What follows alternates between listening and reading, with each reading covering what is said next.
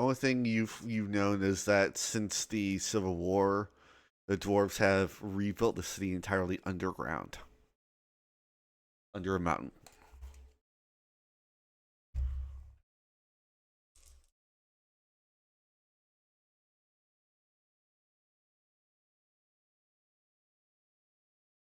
So I tell you, that's where you tell the crew.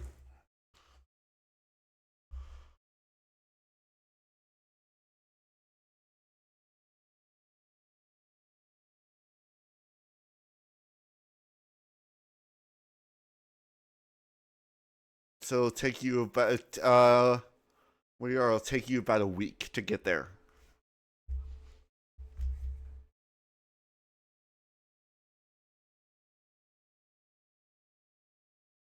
Well, remember the campaign started in a different city. In yeah, it's not even the main capital.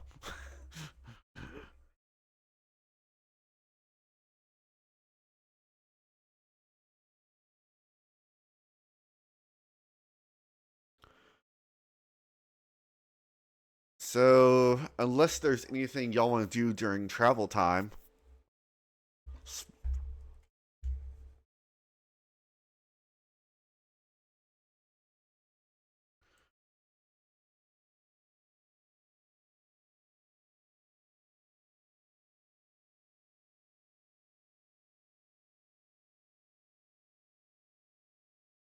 say probably 2 hours later, he just appears right behind you.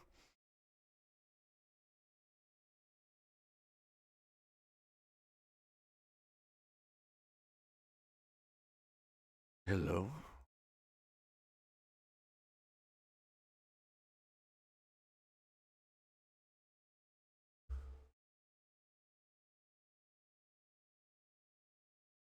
Okay.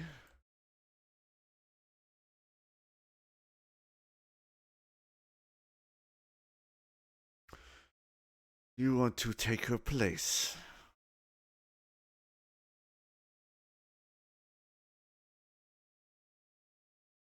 You and her path has been on collision course for some time.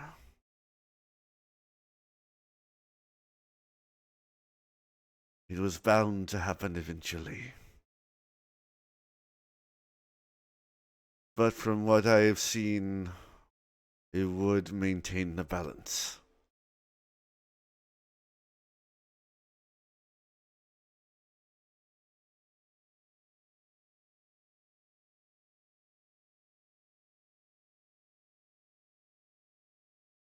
So what do you require of me?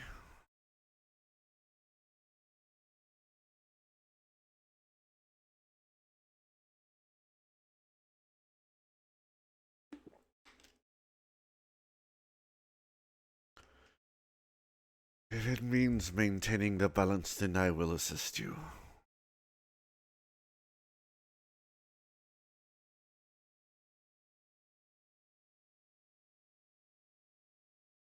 Kind of readjust his grip on his cane and then sticks out a hand.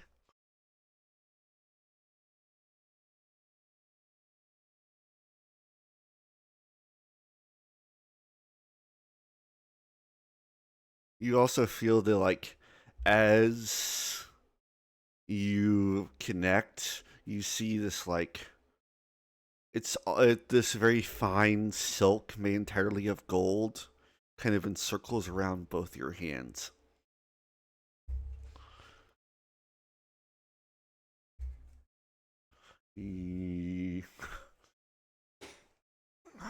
Except his is a vow of fate. But he also gave you a buff.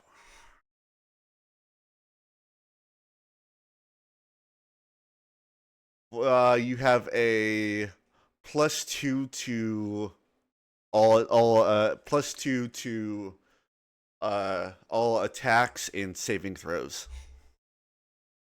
And once per turn, you can either add a d6 to the attack roll or the damage, your choice. But you can only do for one of the attacks.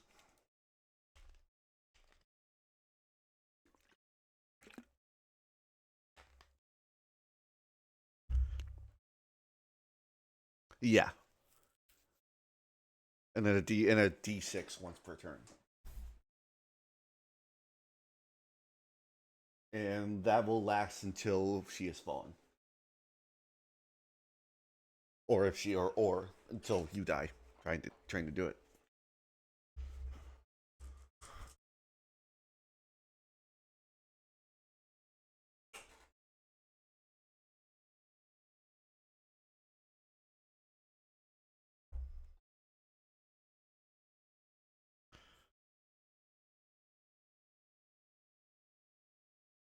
I believe the other one wanted to talk with me.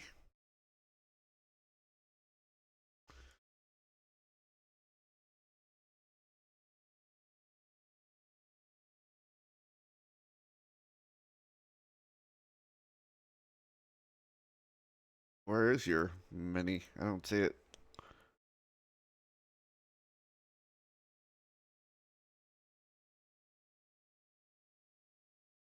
Yeah, I got you. Yoink. Yoink.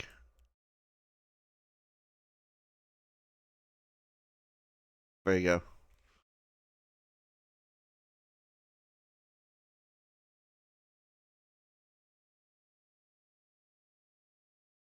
It's kind of like he just looks over at you as you're approaching before you even said the word.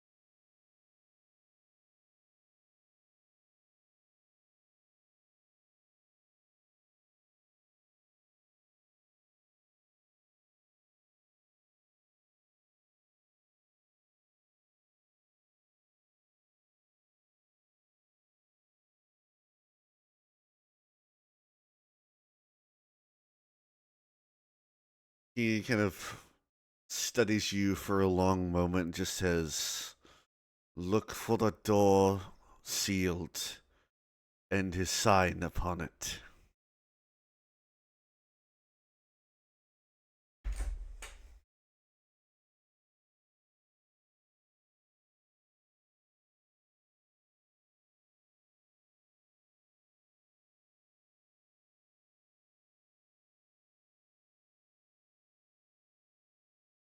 He nods.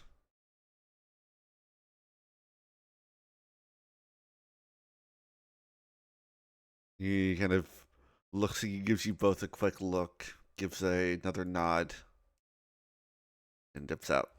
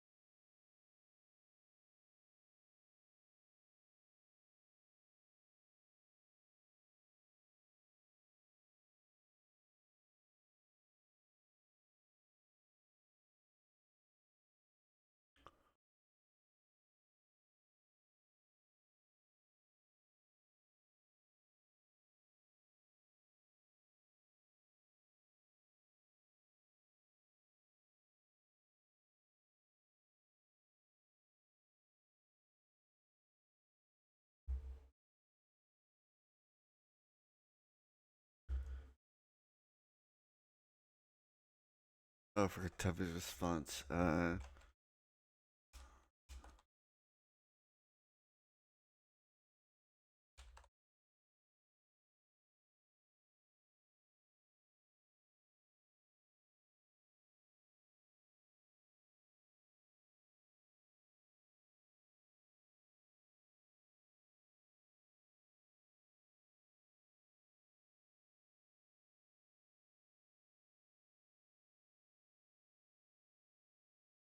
Oh, come on, Tailspire.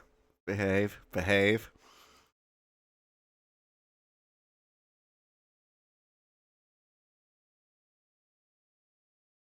Probably right as you say that, said, you called for me.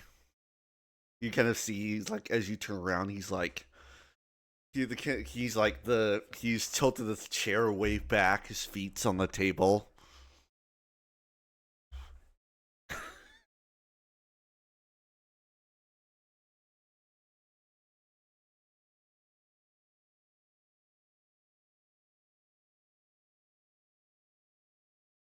Pours himself a mead.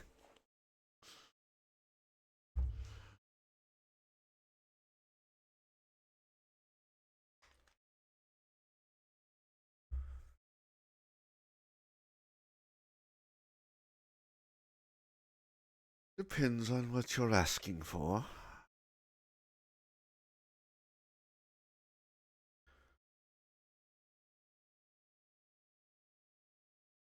And raises an eyebrow.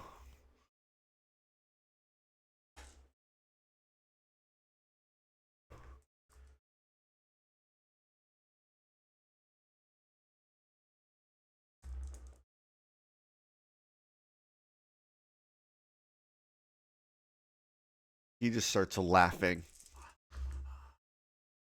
You want to take out the hair?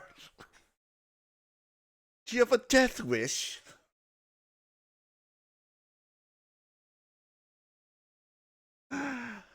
He kind of stops laughing and kind of leans, saying, not scared, but this could be another amusing show to watch. I do enjoy good entertainment.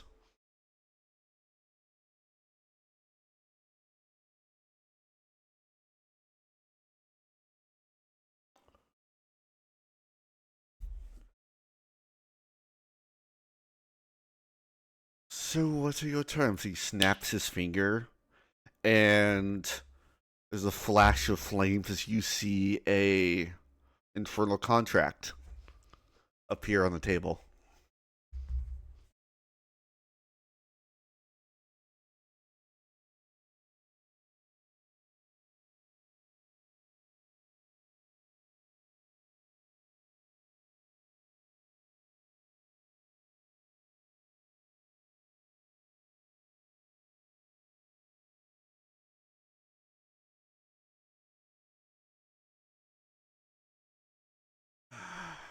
And tell me, what is your plan on once you kill her?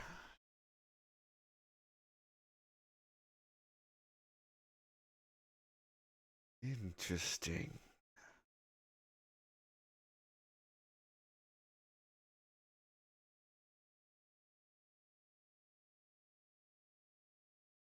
Tell you what, if you take her down, I could use knowledge in expanding my research.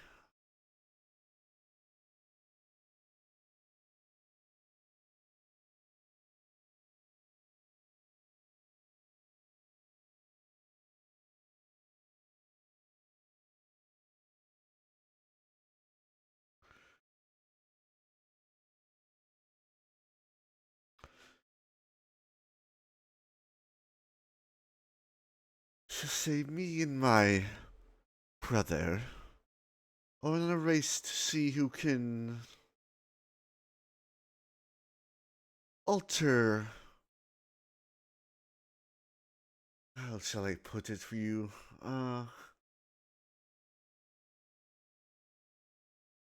Alter abilities within the. For soldiers within the Blood War. I want to make sure our side wins.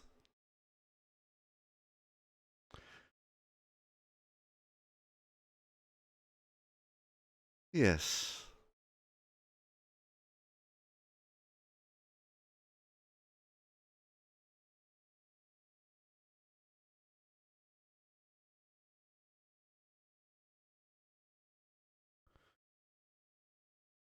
She serves her lord.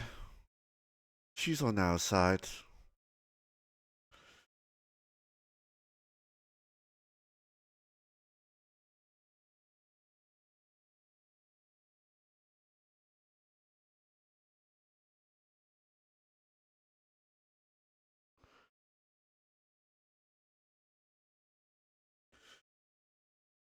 He kind of waves his hand as like a blood red quill kind of appears on the contract.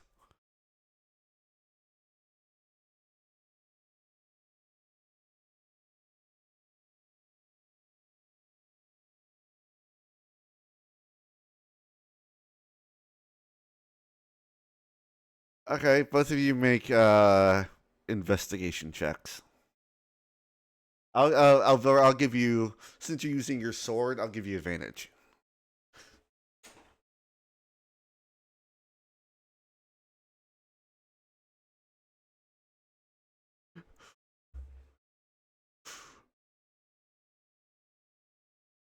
Seems like a fine contract to you.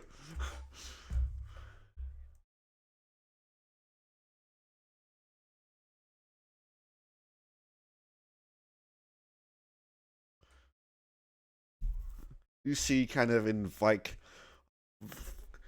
very very tiny print. It says he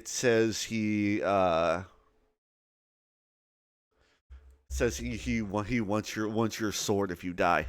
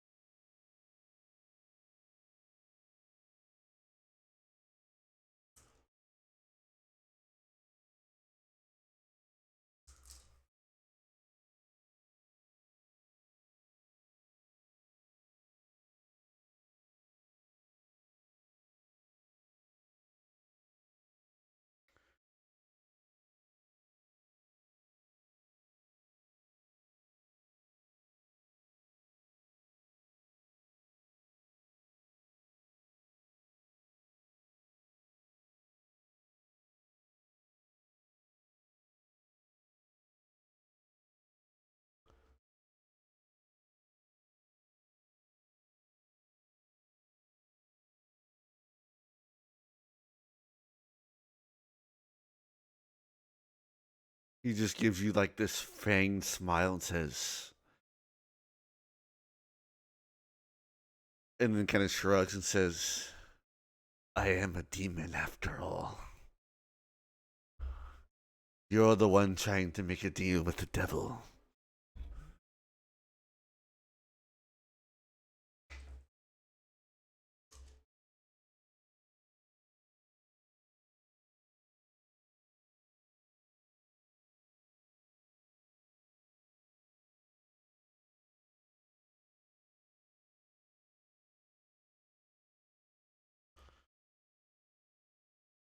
See, he pulls a knife from the side of his belt, kind of runs it along his paw, kind of squeezing his hand. There's a couple of drops of blood kind of splash onto it. And he kind of reaches down as the paper's burning and kind of pulls up a top sheet where as it's like burning, it kind of curls in on itself. Where it's, and then it kind of, as it closes in, kind of seals with an infernal seal. And then he hands you a copy of it as the other page burns away.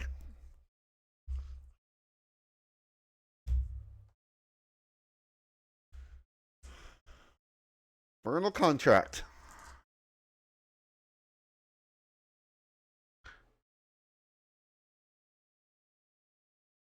And he just says, "Pleasure doing business," and dips.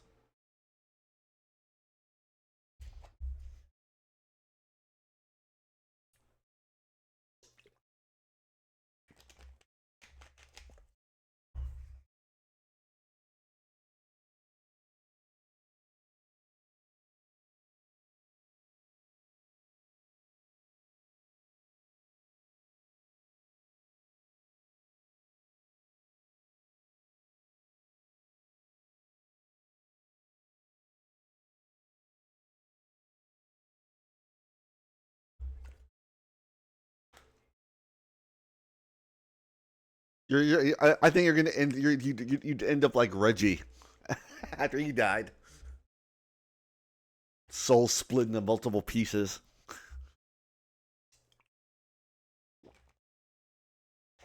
Hire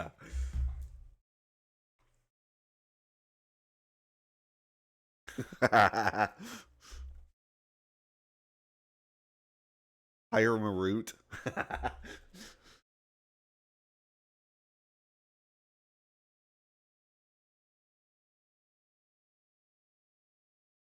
Yeah, and then Marut wouldn't prob. Well, I don't know if they enforce infernal contracts. Probably not.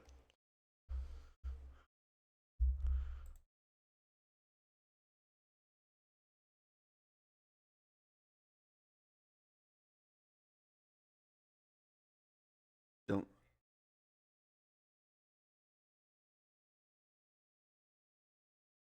Yeah.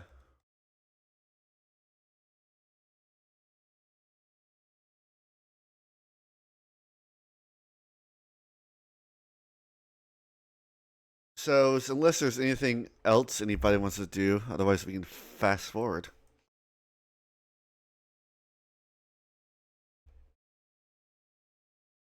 Yep, I'll say somebody roll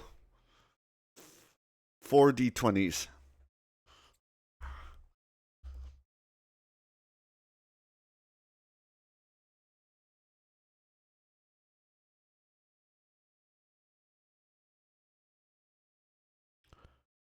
39. Uh, was there anything below 10?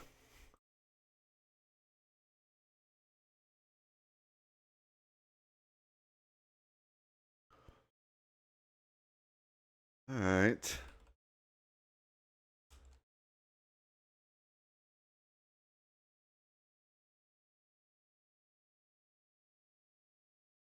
Let's see.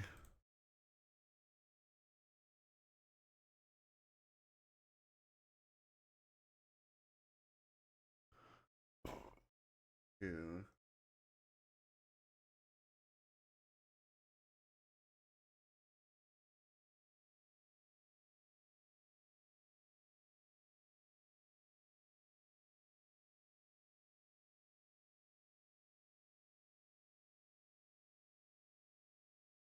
It's kind of like you.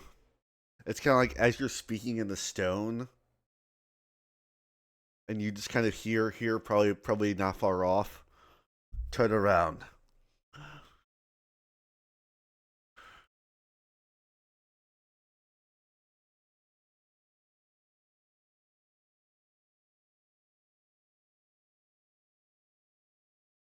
He's in the captain's quarters.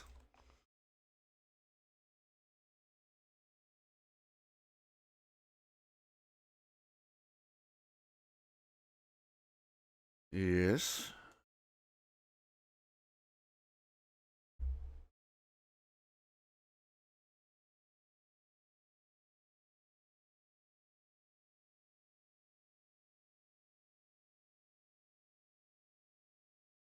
Yeah. Silas will.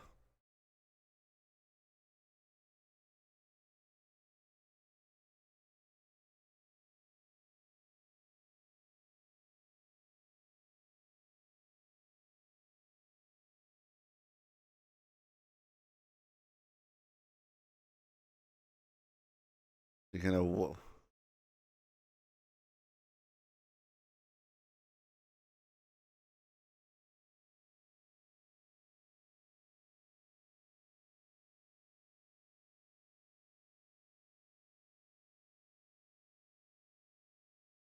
He kind of turns and looks at you. Yeah, he's not wearing his mask anymore.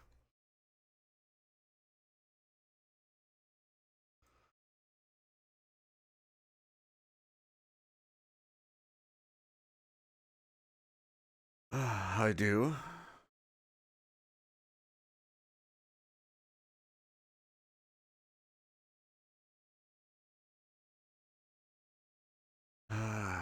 It took a hit during the War of the Seven Kings, but after things settled down, they rebuilt underground. I believe the dwarven. I believe.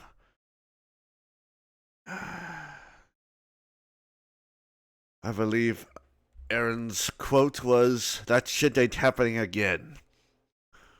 And then they moved underground.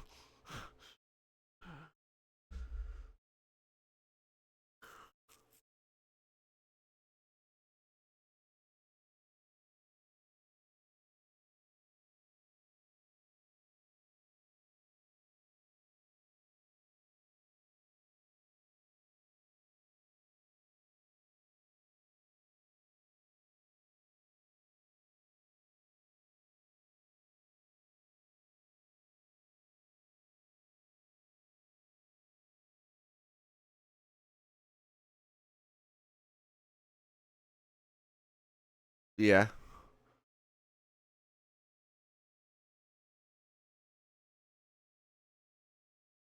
Okay, take it has its his logo on it. Yep.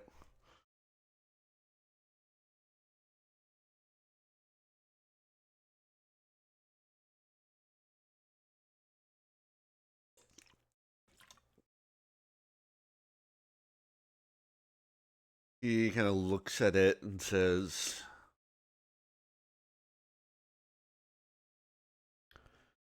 "For that symbol, I think probably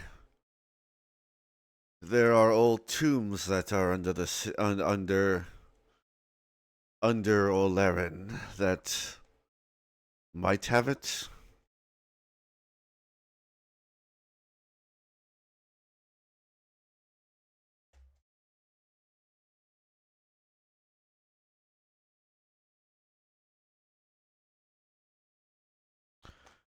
It's dwarven customs to seal the mausoleums for the dead, so my guess would be they typically, once it's sealed, they know it's pretty well enchanted and guarded to so the dead is no longer disturbed.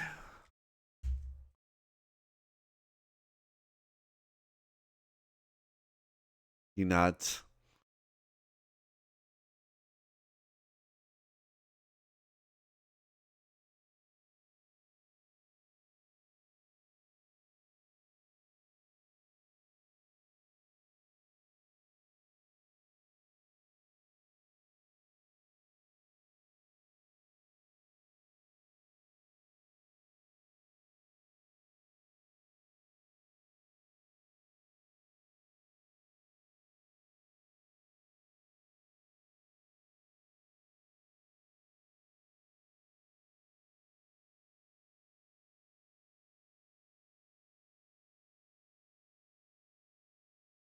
He he reaches out, puts a hand on the blade. You see, since he didn't really have eyes, there's more like this blue kind of fire. Since he's become a lich, you see the flames of where his eyes were go real bright for a moment before he lets go. And he's going to whisper something to you.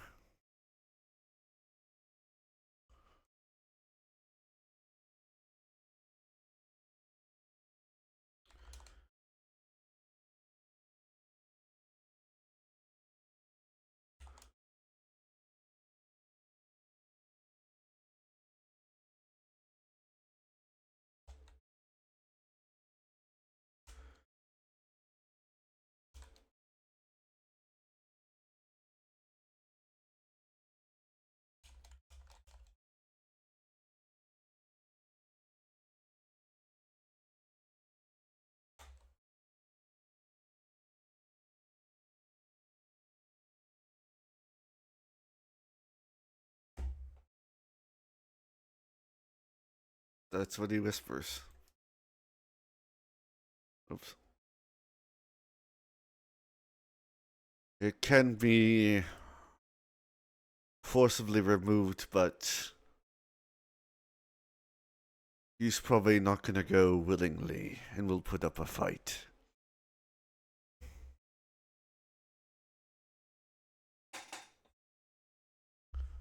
Part of it.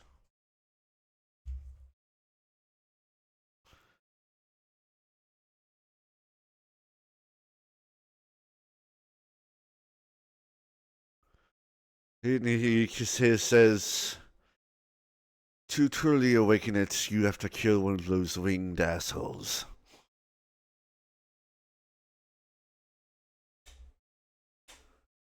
He nods.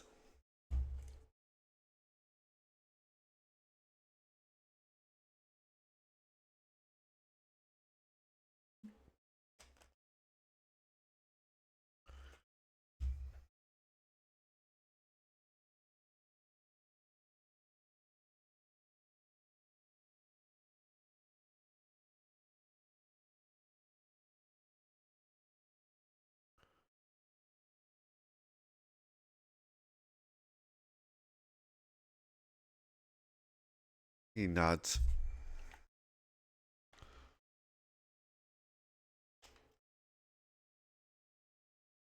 I do.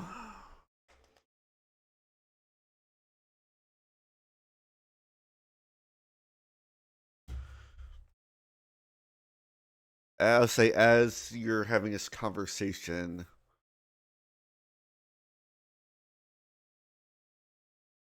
since genre is really the only one with real high passive perception, she points again off the side of the ship as you see there is a broom speeding through the air.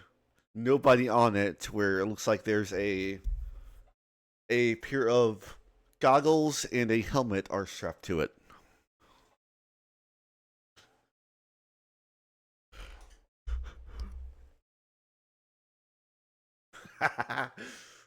Who's Harry Potter?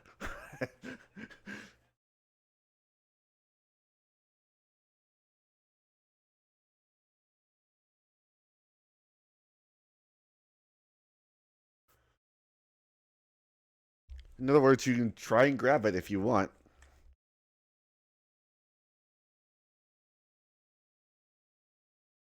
Above the table, it's basically just a random broom of flying going somewhere.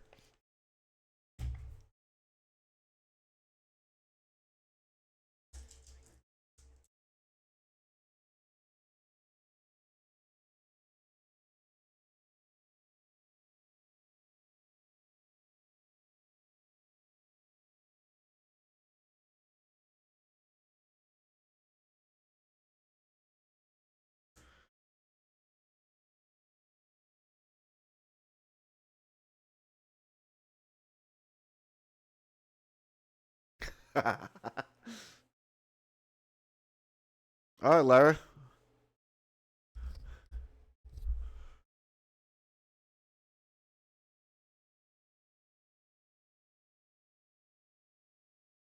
All right, Lara. You have a broom of flying now, with a helmet and goggles.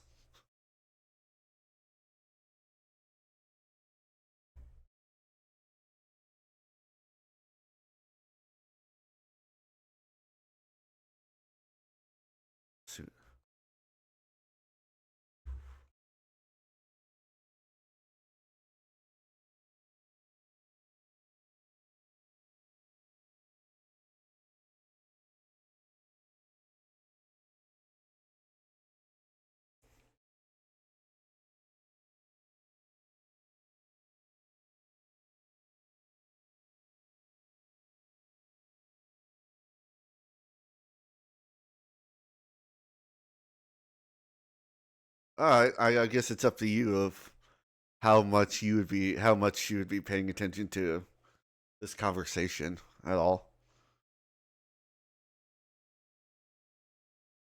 Probably not at all.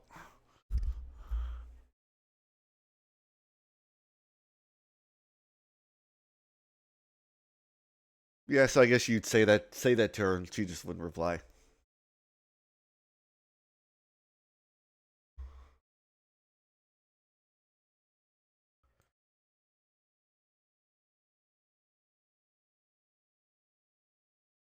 I mean, yeah, because she basically did tell you this wizard's becoming a problem. Deal with it.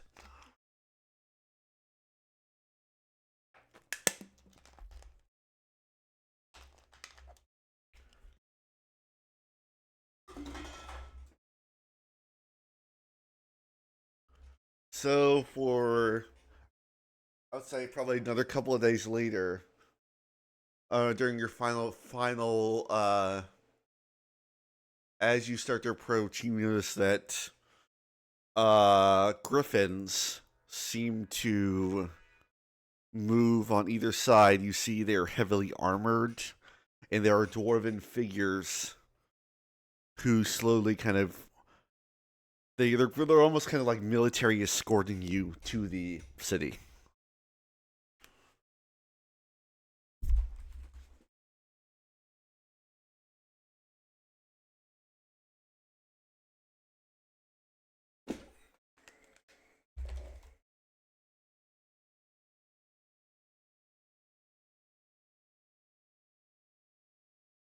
Yep, but that's what the rest of you notice.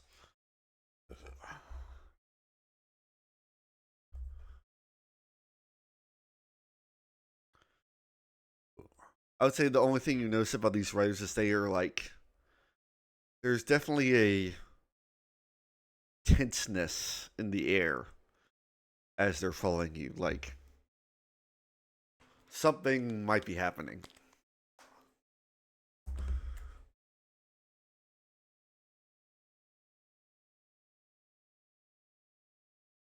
Yeah.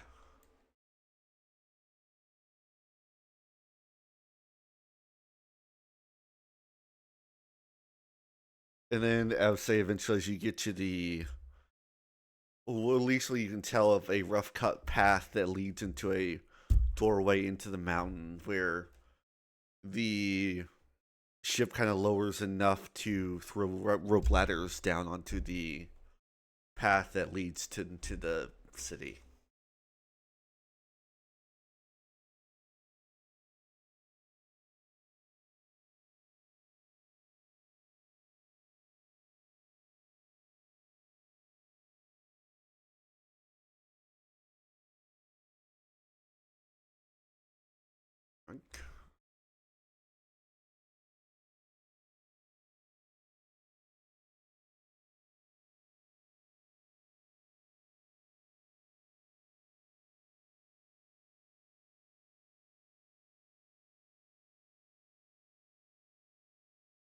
Yeah. Yes, you can.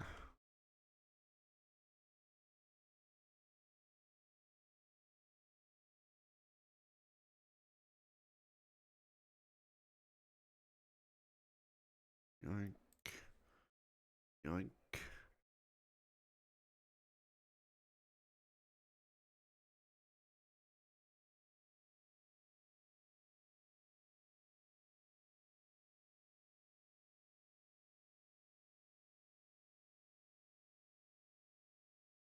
Yeah.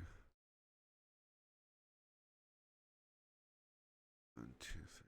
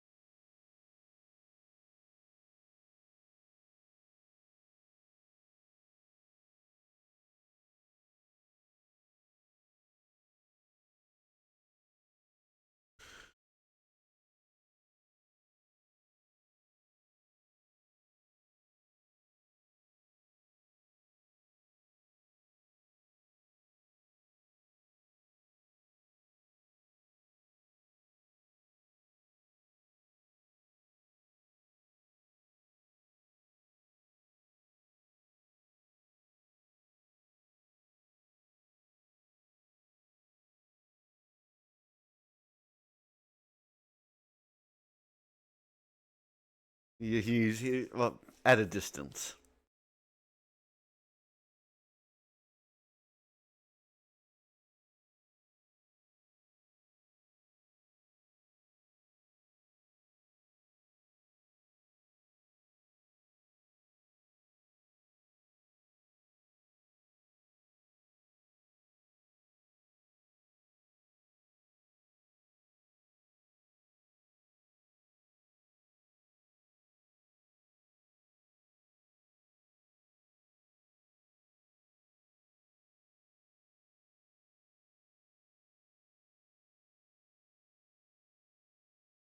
That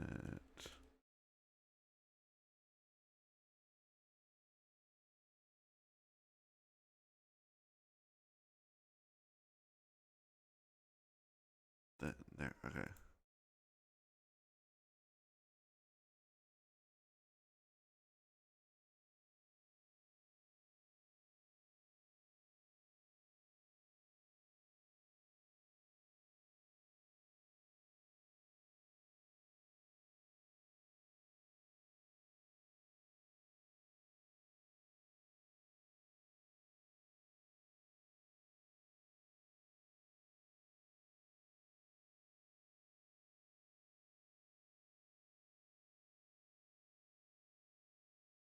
I don't think any of you have been here before.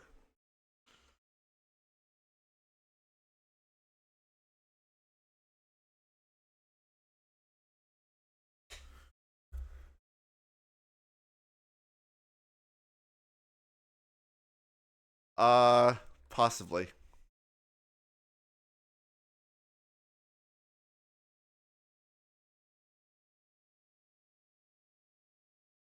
Okay.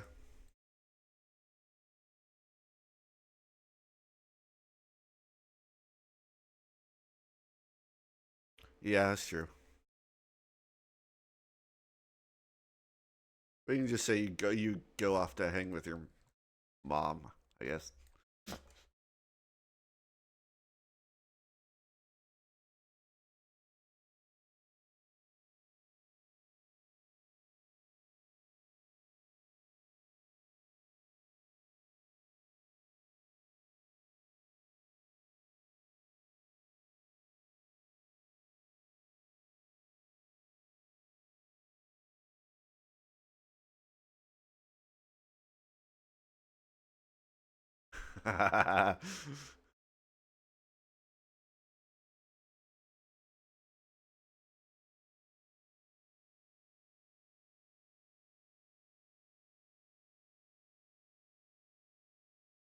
So yeah.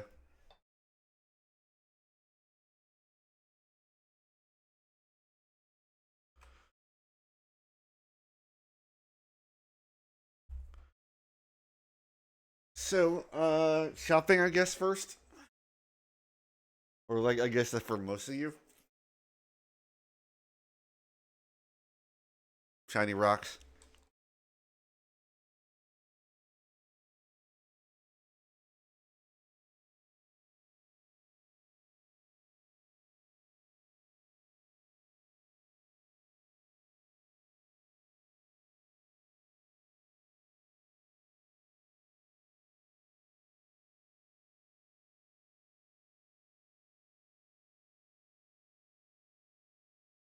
Yeah, 500. Yeah, Revivify costs more. Yeah.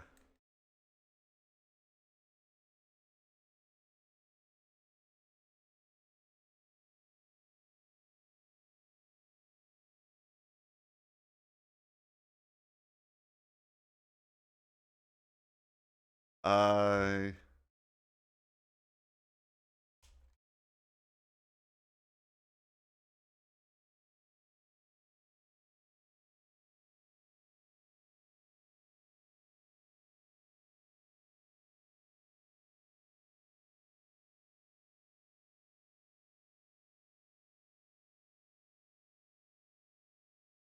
Ring of Spellswing is just from the Dungeon Master's Guide.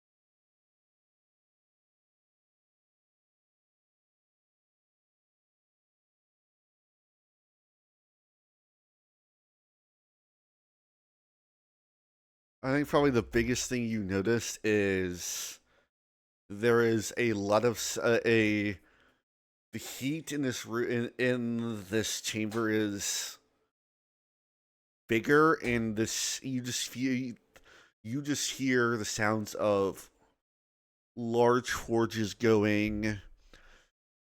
You hear the sounds of hammer on metal. This is a what feels like a very active mining and smithing town.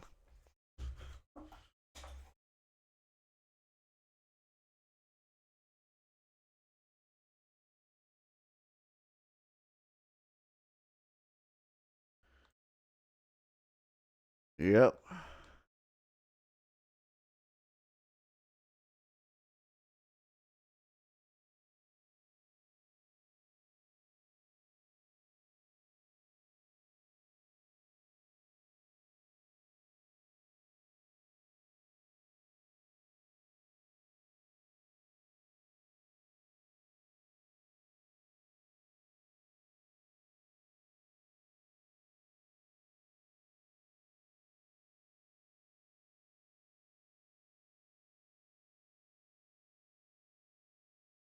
Yeah.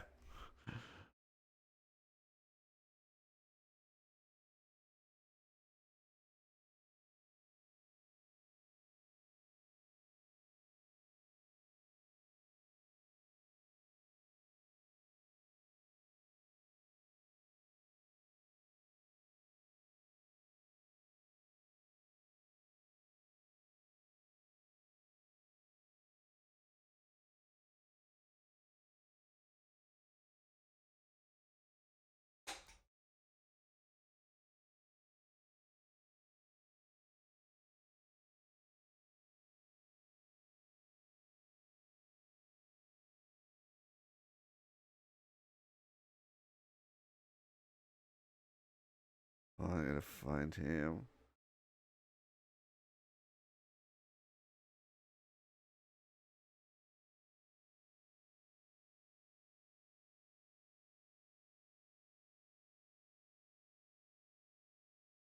So,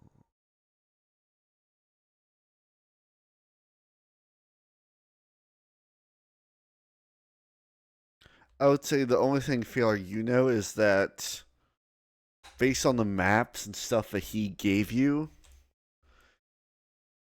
you know that it's located somewhere in this part of the city.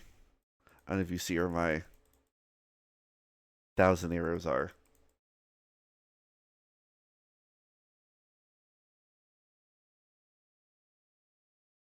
You know it's in the heavily constructed area.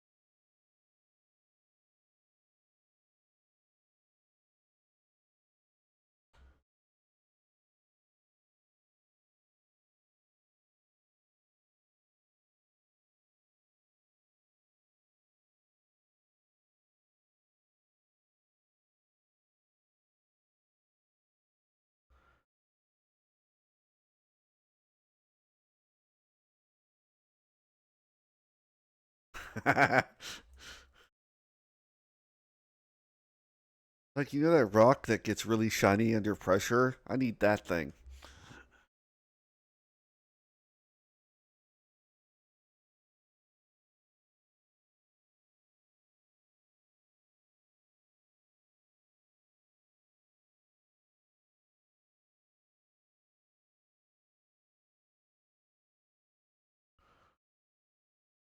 So, pointing out the tavern is here, this building.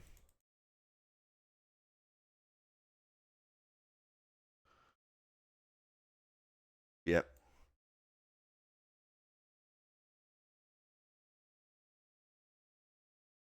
Yep.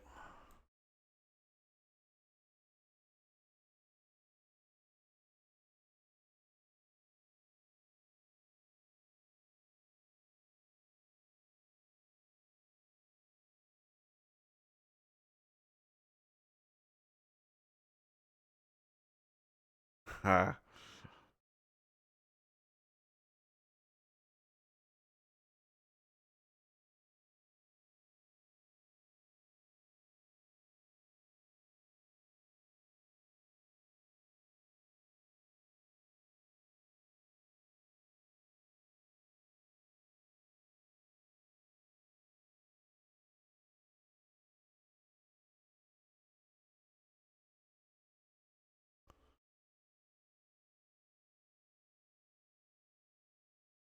See, a lot of the working dwarves are like giving you occasional glances, like who are these new new people?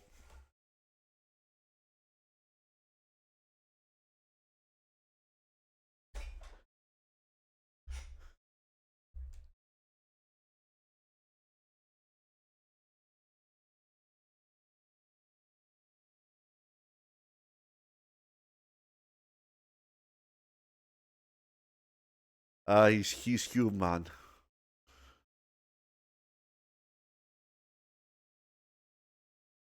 You definitely tell that they're giving they're giving y'all kind of glances, but they're giving dirty looks to Otto.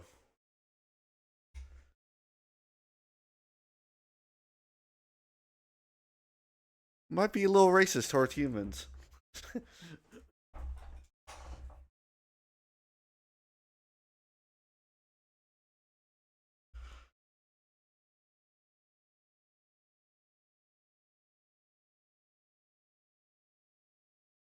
Like these two are just stare, or like they'll stop what they're working on and just stare.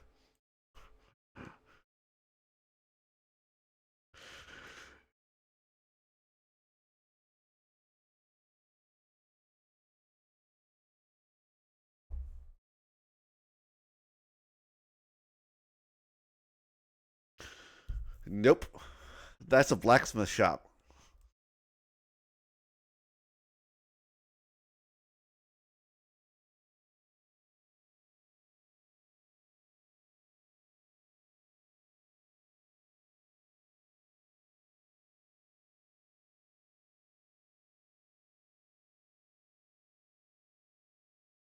I think Fela, you see one of the dwarves is following Otto.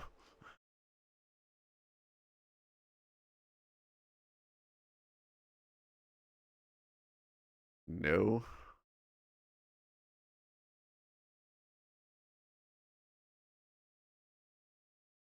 the tavern is right here.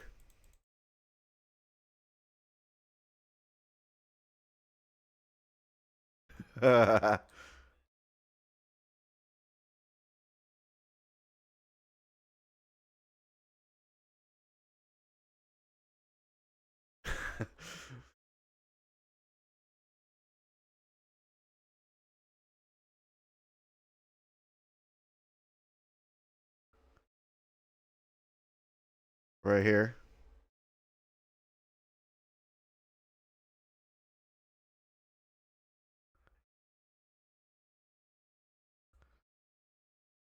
Yep.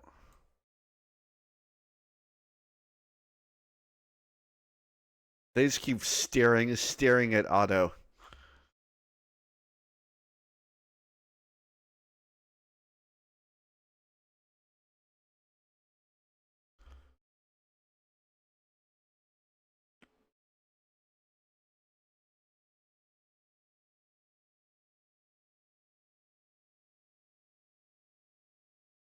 Yeah, there is. I just don't have a mini down, but he's like right here. He just standing there as he watches y'all try to go up and then back down.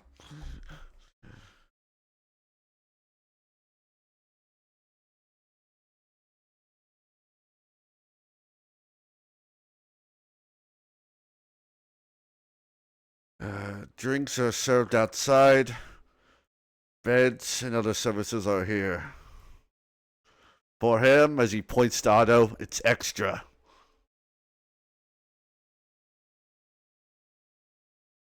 I like you.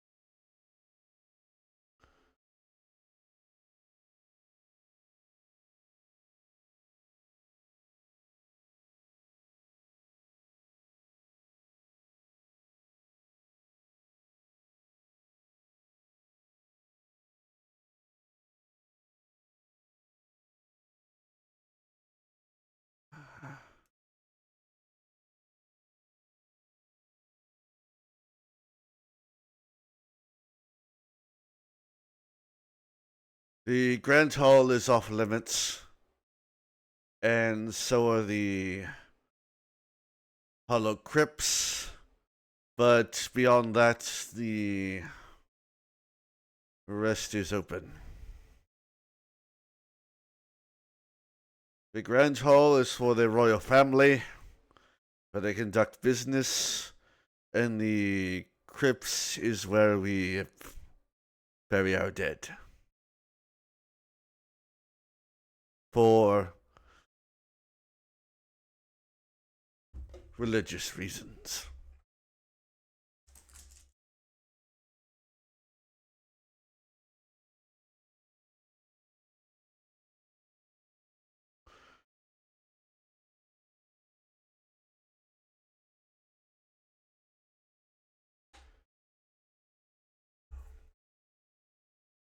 I serve Karen, the god of craft, and he is our primary who we look to, as he kind of gestures around, pointing toward the massive like blacksmithing center that runs through the center of town.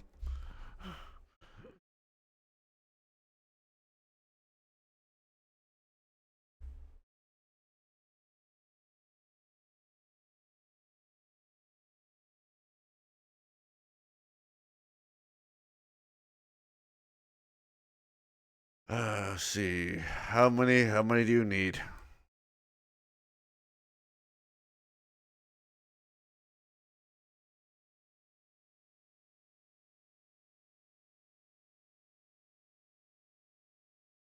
All right. For three of you, that's 6 gold. For him, it's 8.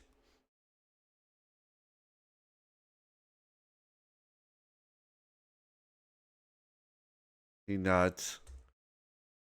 Put it on your tab. He writes it down.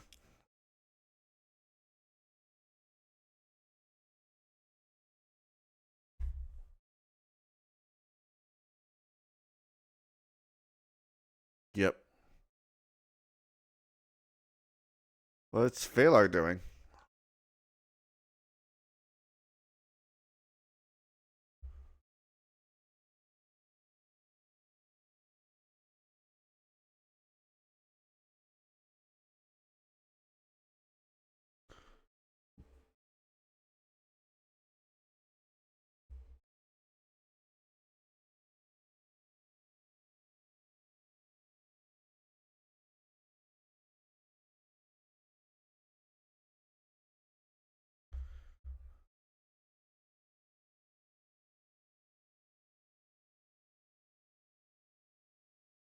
Yeah.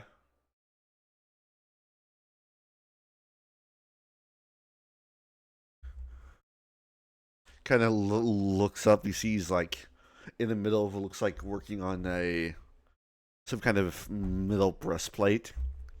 Kind of stops mid swing. Can I help you?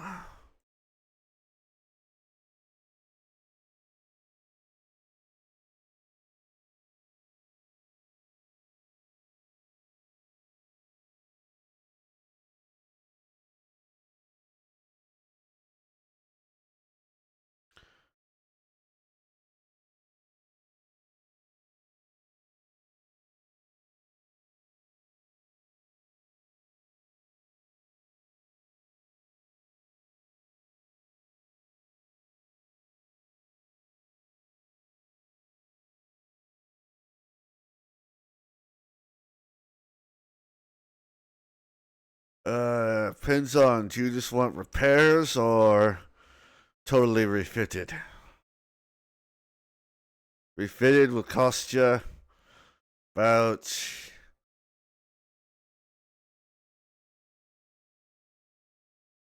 350. Simple repairs, I can do it for about 100.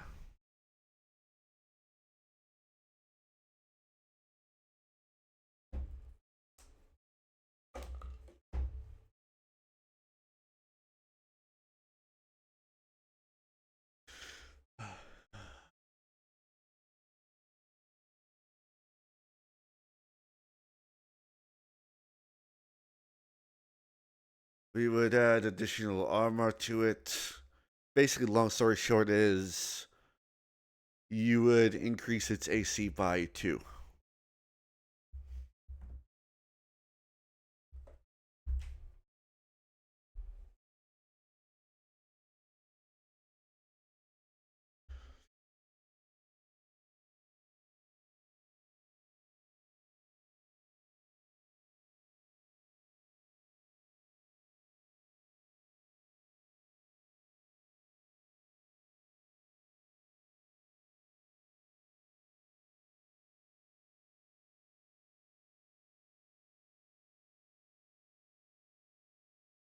Well, have it stand over here as he kind of points, uh, probably about here.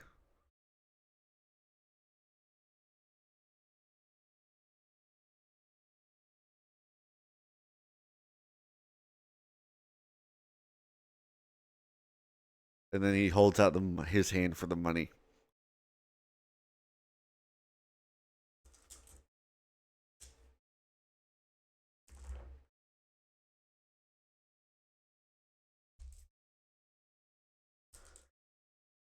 Here, have a task manager, dwarf.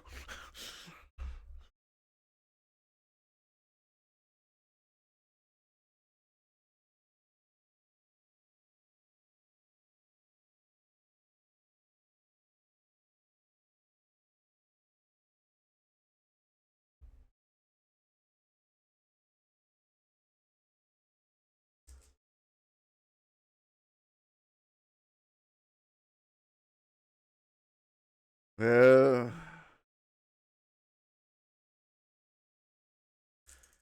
well, if it's a magical weapon, it'll probably adjust to his size.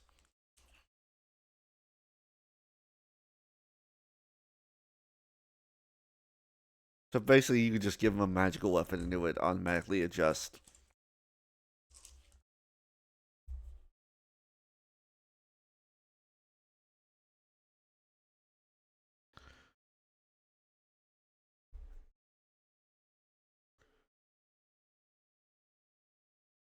He kind of turns, kind of glances him up and down.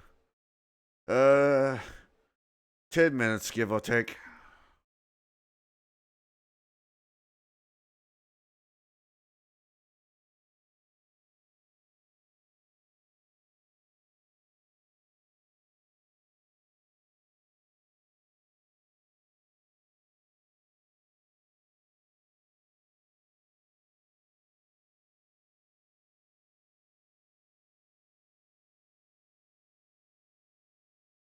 He nods.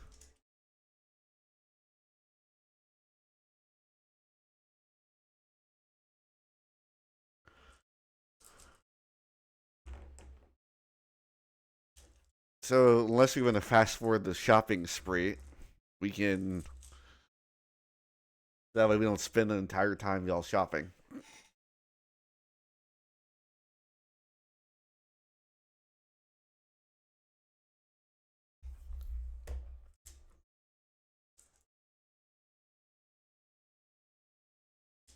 No.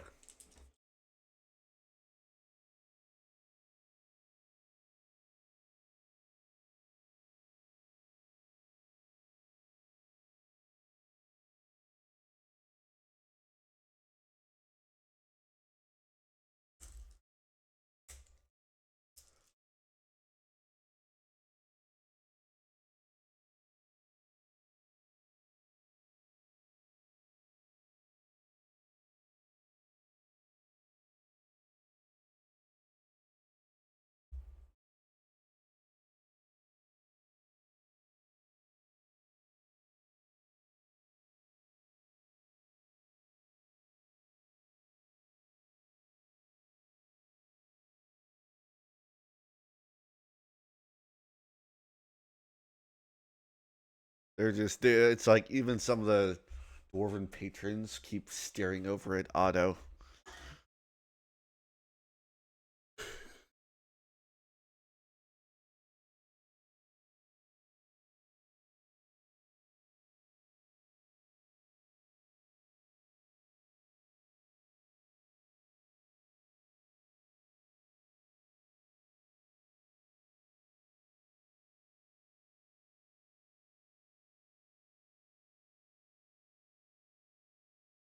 No, no, there's it's because of the history of what happened to Laren.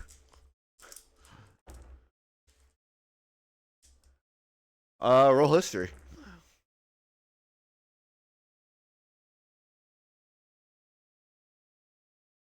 That I'd say you kind of put together that Alistair Devereaux was the one who led the other side against the royal family, and he was responsible for the raid and destruction of Valeran, and he was human.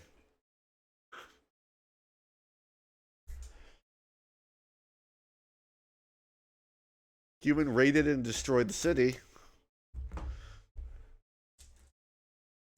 That's why they hate humans now.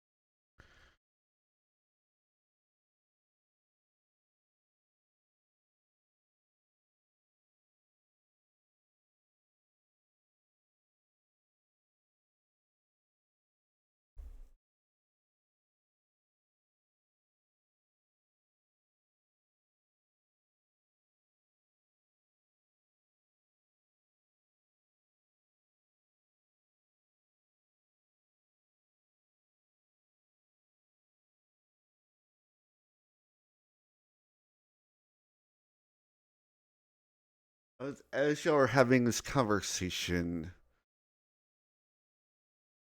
I would say, Phalar, you feel like you're being watched.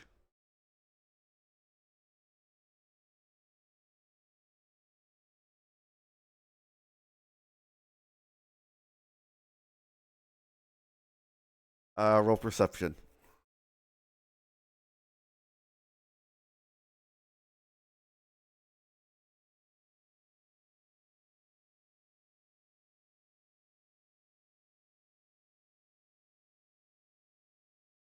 You,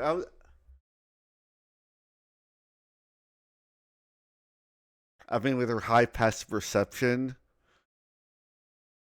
I would, I think that's her role in this can't. This session is she just points out stuff y'all miss.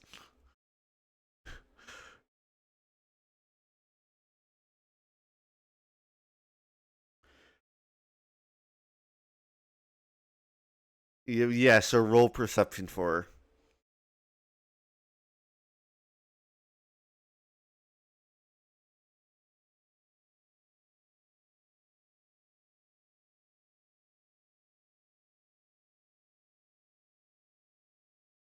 her. Let's use genre points, and you just see this a robed figure kind of walk quickly by.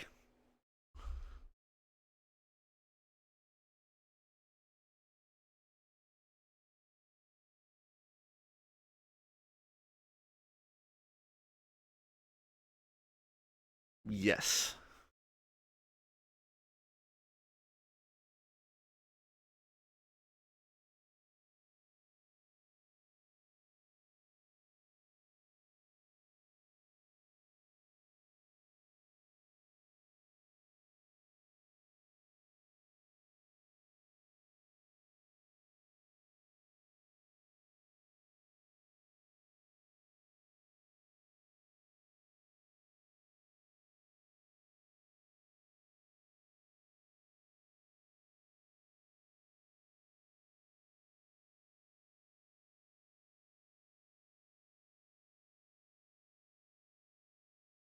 All right.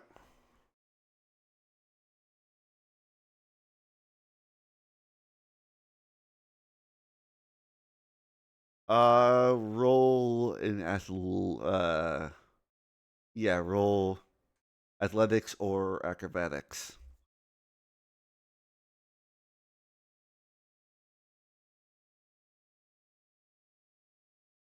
Yes.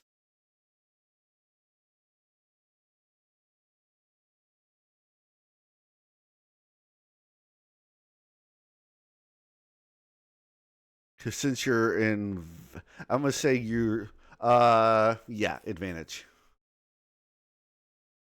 But when you try, it's gonna drop though.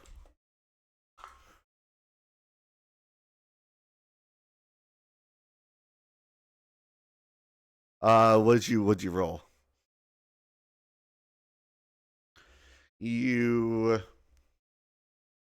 I would say you try and grab. He manages to slip out, but you're kind of like grabbed onto like his robe as like part of it rips away as you see the hood fall.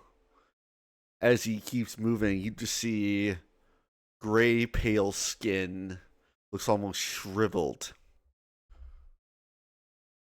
as he kind of glances back at you. You see very much undead features, no eyes, just these blue flames. He looks at you and then he turns and immediately makes eye contact with Phalar. And Phalar, you immediately know who this is. Yep. Somebody you haven't seen in 2 years. So he kind of readjusts, puts his hood up, and he.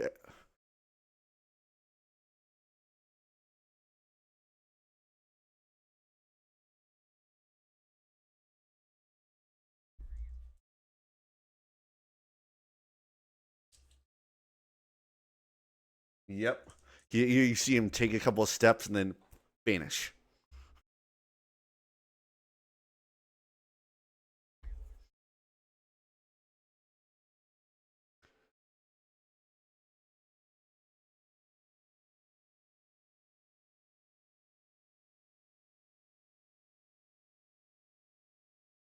This isn't this behavior from Phalar's. Y'all have never seen him like this.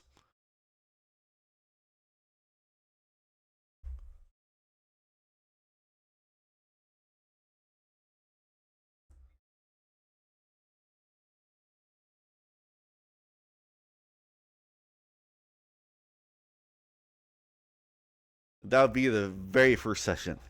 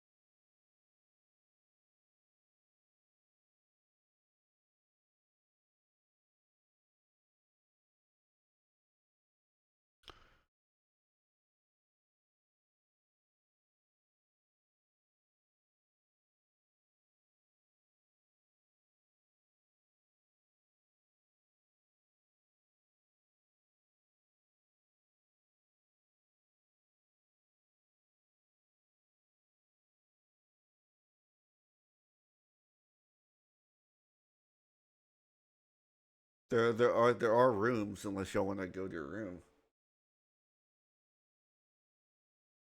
You want somewhere private.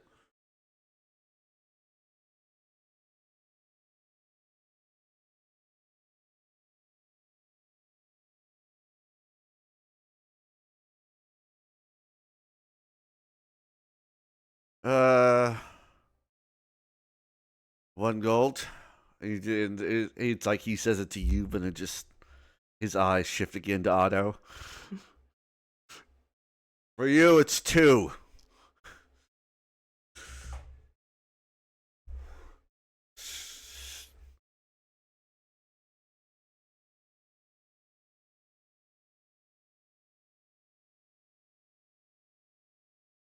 I think Genre's probably the only one who hears him say he can sleep on the street for all I care.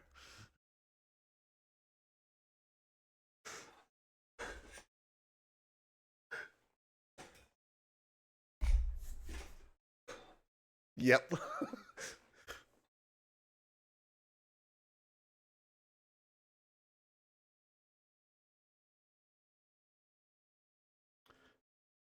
He takes the 2 gold and throws you a key.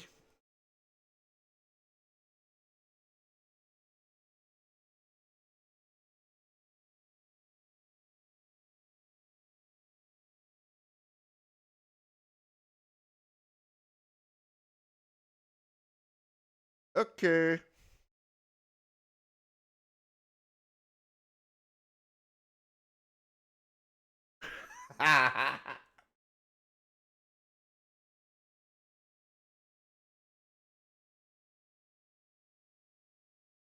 The honk. Night night.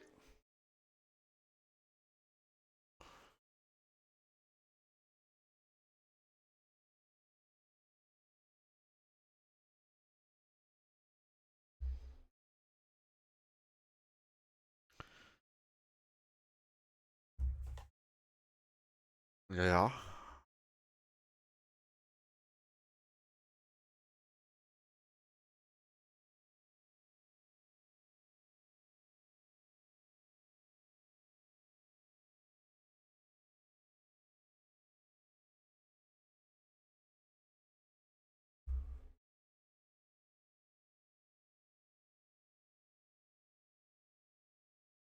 Hello.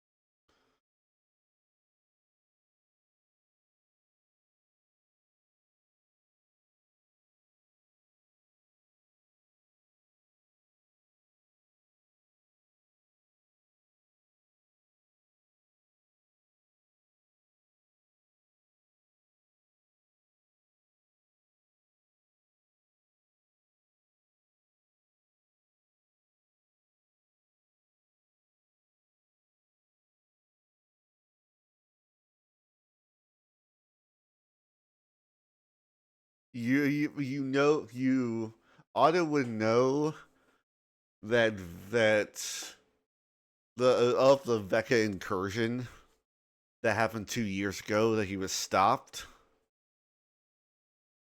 and you know that they managed to stop him from achieving godhood, and his his two lieutenants were slain in the process.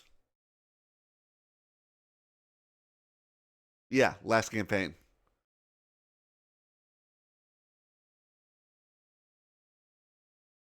Yep.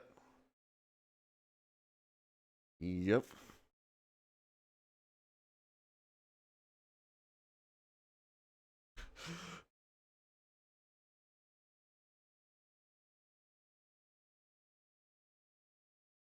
No, you have no idea.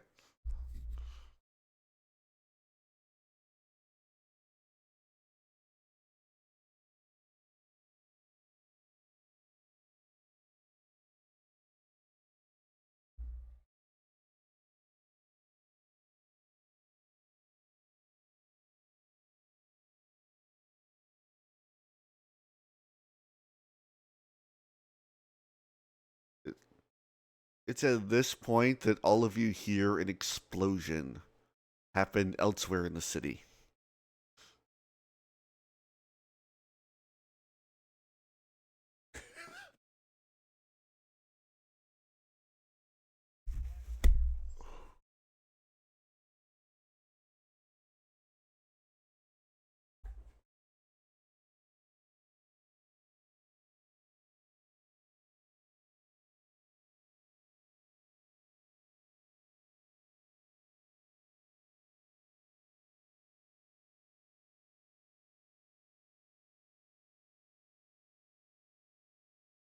Probably at the moment, you might be.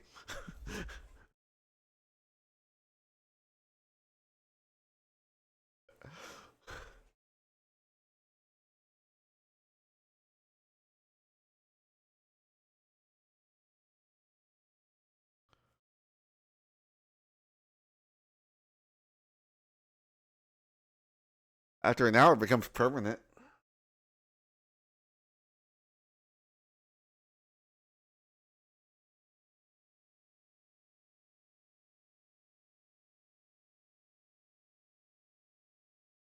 After the explosion kind of happens, as the sound kind of dies down, you hear this y'all from your room hear many footsteps running by the inn, some screaming.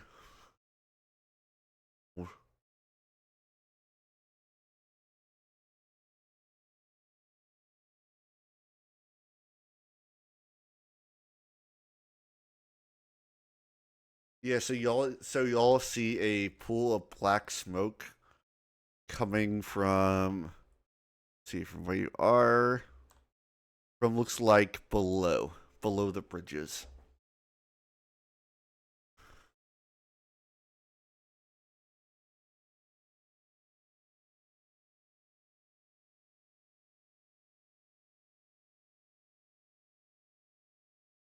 Yeah.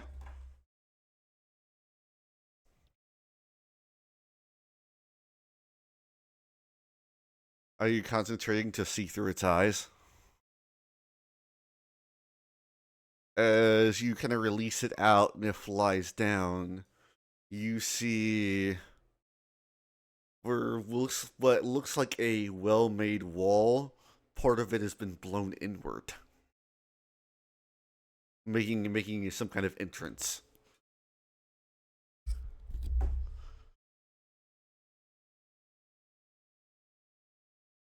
So like right here where these rocks would be,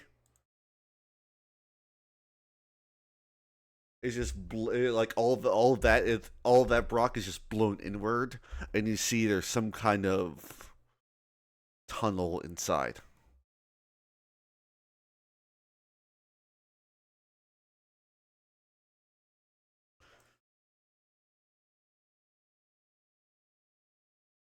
Yes.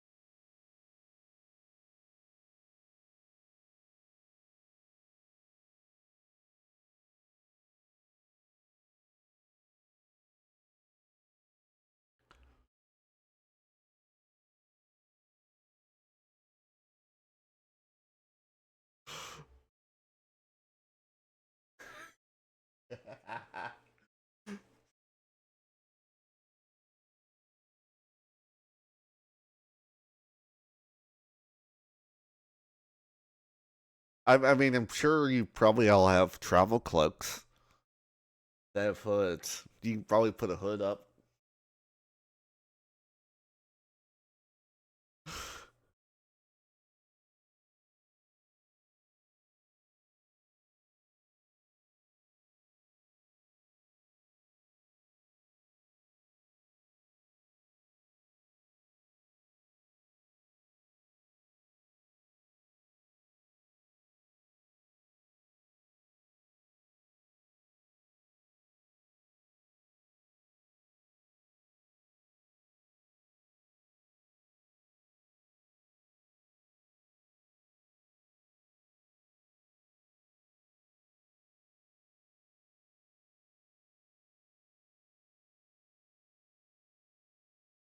Because if you know that like Malakath is like to Vecna, he's like the loyal of all loyal soldiers. If he's here for the dagger, then probably more likely his return's probably not far off. Remember Vecna can't die. Exactly.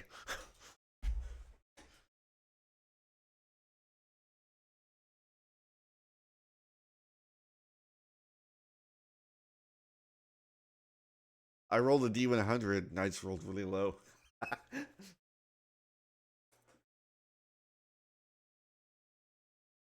Yep.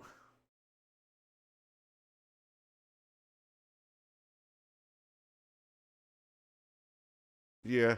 Vecna kind of becomes more like a pest that you just can't keep down. So what y'all want to do?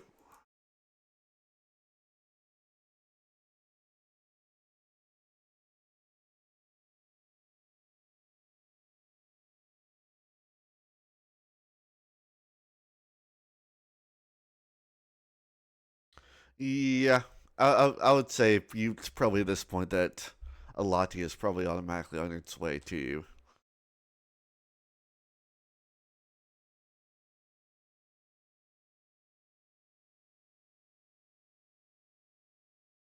I don't even see as many.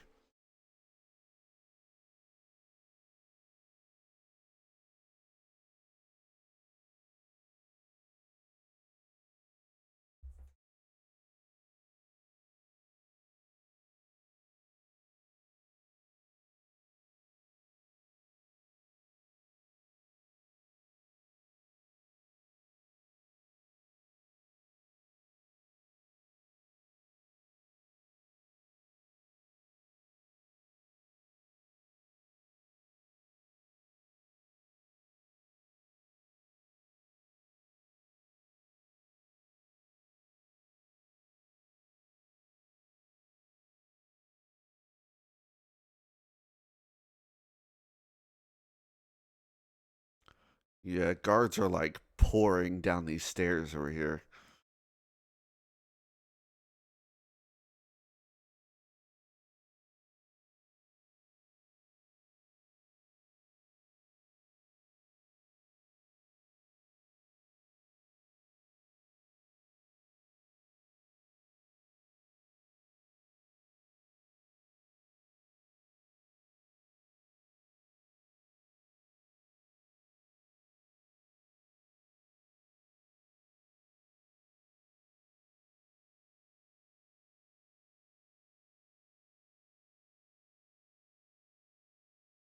Yeah. So like here, this is where it was blown open over here. So if you come down the stairs by the bridge, you can just walk over.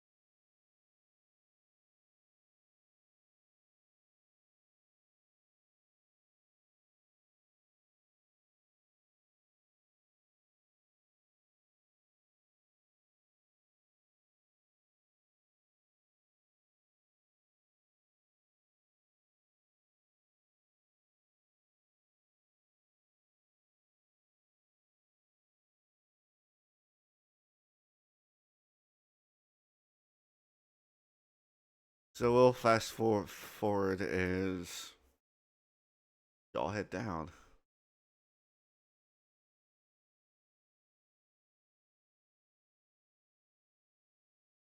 Where is it? Where is it?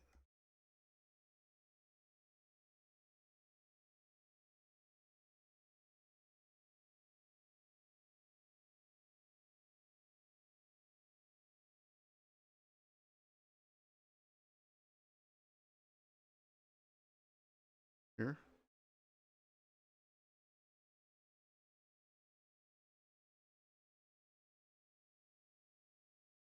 Ah. Oh, here it is.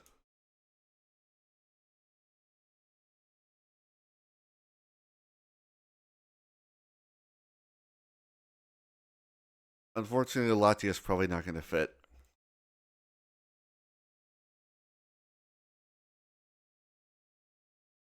As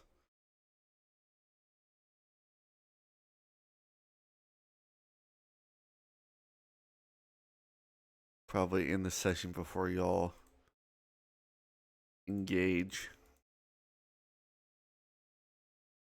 Because y'all will need everybody here for this party.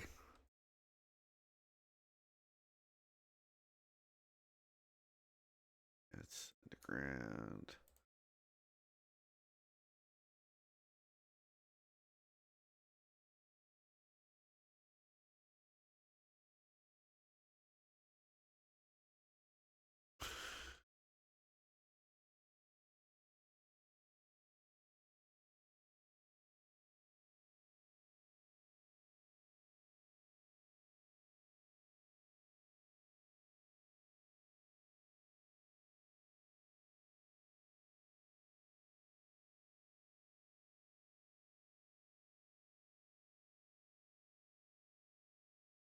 As you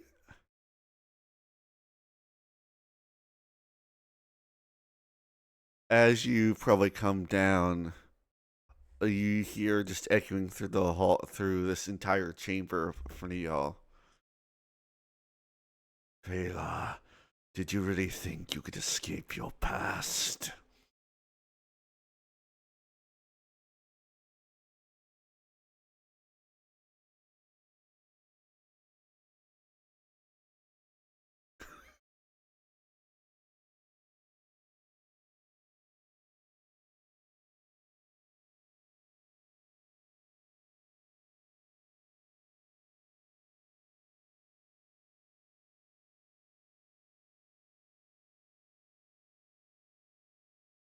Uh huh.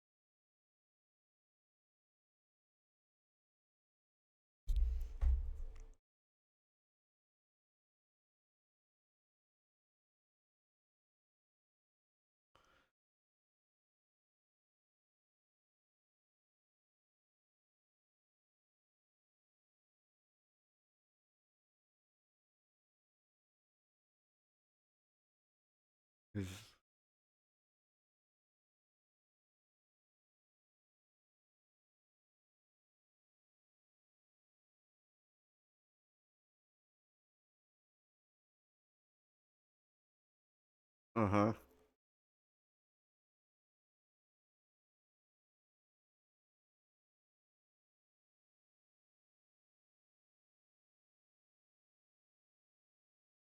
huh. You know, acoustics in here, it echoes.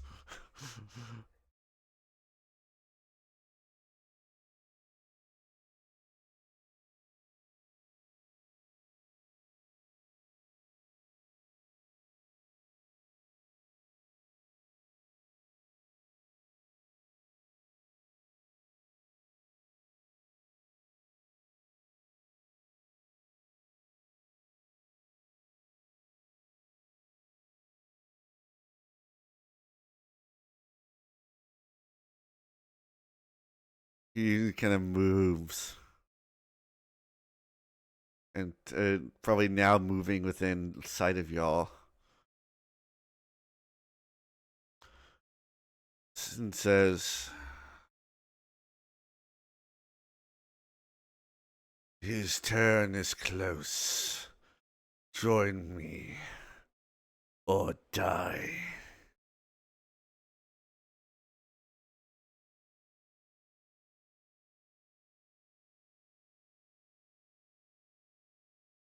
He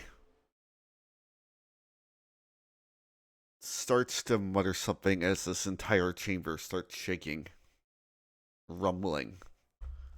And that's where we're going to end this session. I don't know. Where did you go?